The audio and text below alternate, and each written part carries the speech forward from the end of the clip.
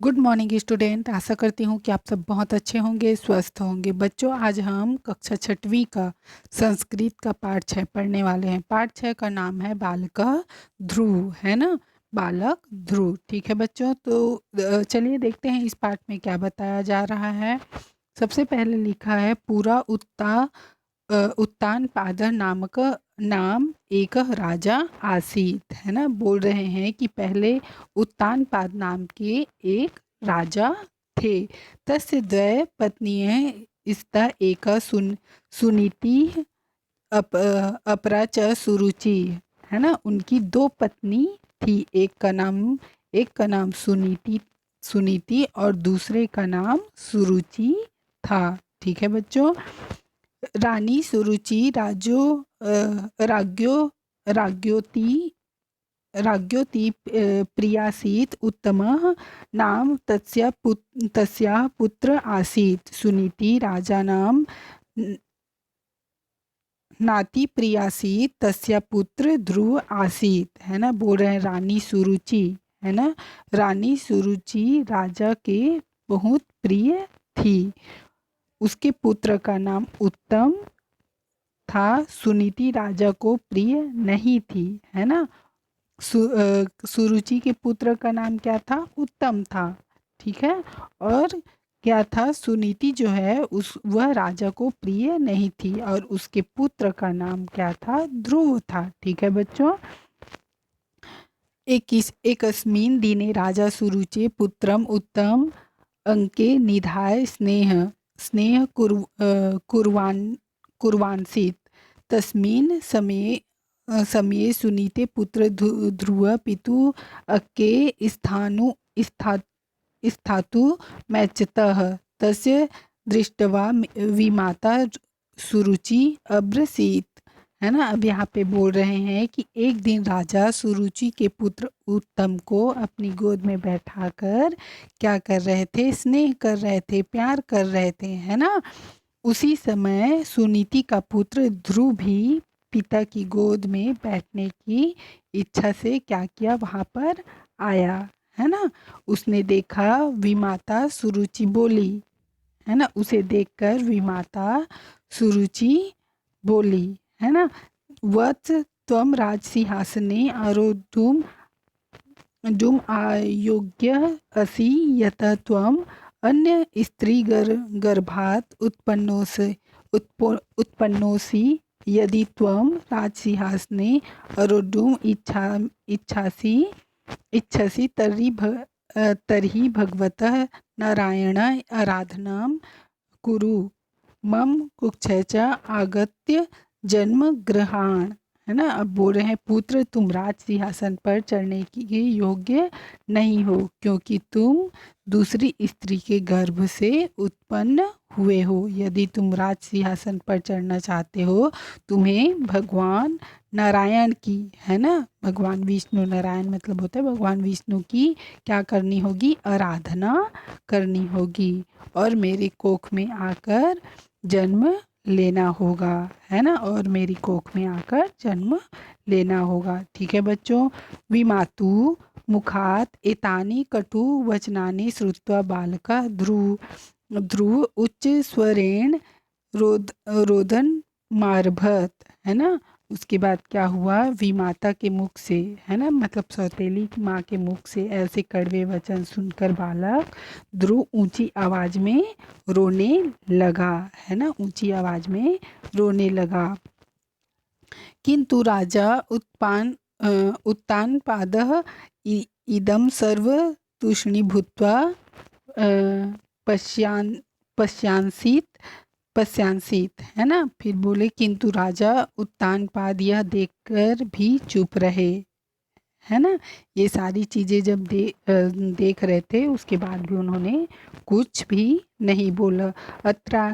अत्रांते बालका ध्रुवी रोदान कुर्वत मातु सुनीति पार्श्वगत अवदत च विमातु कटु व्यवहार विषये, है ना।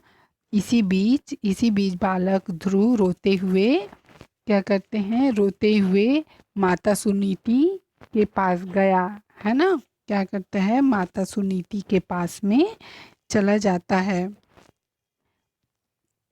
पुत्राय सुरुचे कटु वचन मार्कंड सुनीति सत्यम संयमेन ध्रुवमब्रवीत वत्स धैर्य शांति च धारय, है ना। अब वहाँ पे उसकी माता जो है वो उसको उसके पास गई और बोलती है कि ये जो कड़वे व्यवहार है ना उसके संबंध में वो बोलती है कि अपने पुत्र से बोलती है कि पुत्र सुरुचि के कड़वे वचन यह सुनकर धीरज देते हुए ध्रुव को कहती है बेटा धीरज और शांति रखो, है ना। क्या बोलती है कि धीरज और शांति रखो। अपने पुत्र ध्रुव को उसकी माता जो है वो समझाते रहती है। ठीक है बच्चों। यद्यपि त्वं विमातु आचरेण प्रताड़ितोऽसि तथापि परार्थे कदापि अमंगल कामना मा कुरु। यः पुरुष अन्यान् खिन्न करोति स तस्य फलम् अश्वमेव प्राप्त्येन। अतः भववत्स त्वं विमातु कटुसत्यपालनं भगवता नारायणस्य चरणकमलयोः आराधनां कुरु। तपसा तव पूर्वजा परा शांति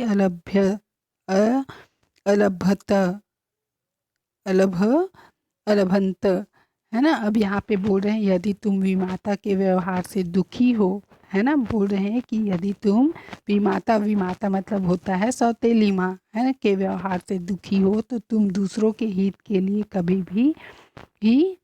कभी भी अमंगल कामना मत करना, है ना। बोल रहे हैं कि दुखी होने के बाद भी तुम दूसरों के लिए कभी भी मतलब उसके बारे में बुरा मत बोलना। जो व्यक्ति दूसरों को दुखी करता है वह उसका परिणाम अवश्य ही प्राप्त करता है ना।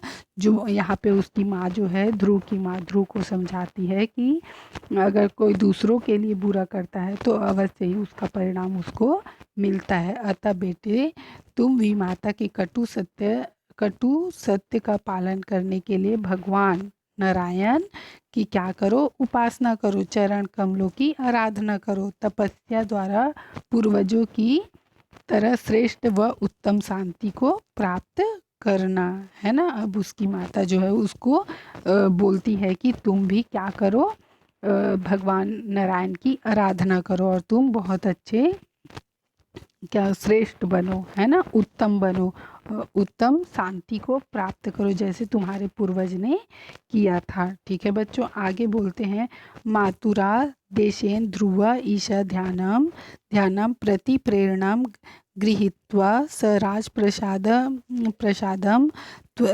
त्यक्त्वा च वनम अगच्छत्। वने ध्रुव घोर तपः अकरोत्। तस्य मंत्र आसीत् ओम नमो भगवते वासुदेवाय। ध्रुवस्य तपस्या प्रसन्नतो भूत्वा भगवान विष्णु तस्य सक्षम प्रकटीभूतम् इप्सितं वरम च प्रदाय। ध्रुवो स्वर्गलोके अचल पद प्राप्तवान, है ना। अब यहाँ पे क्या बोल रही है उसकी माता के आदेश को पाकर, है ना, क्या करने लगा। ध्रुव जो है भगवान के ध्यान के प्रति प्रेरणा ग्रहण कर राजमहल को त्याग कर कहाँ चला गया, वन में चला गया, है ना। वन चला गया। वन में ध्रुव ने घोर तपस्या की, है ना। वो उसका मंत्र था ओम नमो भगवते वासुदेवाय, है ना। उसने घोर तपस्या की और क्या मंत्र बोला, ओम नमो भगवते वासुदेवाय। ध्रुव की तपस्या से प्रसन्न होकर भगवान विष्णु उसके सामने में क्या हुए, प्रकट हुए, है ना। वो उसके सामने में प्रकट हुए और इच्छित वर प्रदान किया, है ना। उसके मन के अनुसार उसने जो वरदान मांगा वह वरदान उन्होंने दे दिया। ध्रुव ने स्वर्ग लोक में अचल पद को प्राप्त किया, है ना। मतलब बहुत अच्छे पद को कहाँ प्राप्त किया, स्वर्ग लोक में प्राप्त किया। ठीक है बच्चों। आशा करती हूँ कि आप लोगों को यह चैप्टर समझ में आया होगा। नीचे शब्दार्थ दिया हुआ है बच्चों, ये शब्दार्थ आप लोगों को कंप्लीट कॉपी में करना है। अभ्यास प्रश्न, खाली स्थान भरो, है ना, संस्कृत में अनुवाद करो और संस्कृत में वाक्य बनाओ। ये सारी चीज़ें मैं आप लोगों को आगे लिखवाऊंगी। आज के लिए बस इतना ही बच्चों, थैंक यू।